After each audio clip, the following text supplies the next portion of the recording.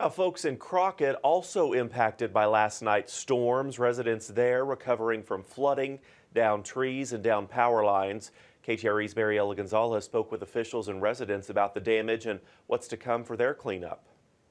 First priority was trying to get trees and debris moved out of people's driveways, getting roadways cleared with, the trees out of the way. Crockett Police Captain Blake Gates says city crews are working on damage assessments from overland flooding that affected most homes. Gates says only 2 people reported minor injuries. The city park, we stained a lot of trees down in the city park and the surrounding residential areas. Gates says strong winds affected most of the south side of town. Fences got damage on 2 softball fields at the David Crockett Memorial Park.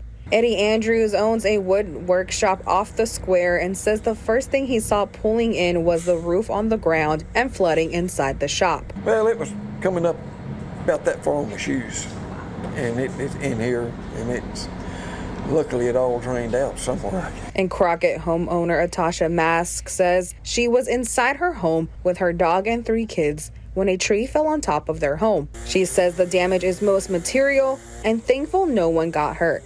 All of that is replaceable. Our life, it could never be replaced. I just thank God mostly me and my children are okay. Mariela Gonzalez, KTRE, East Texas News 9.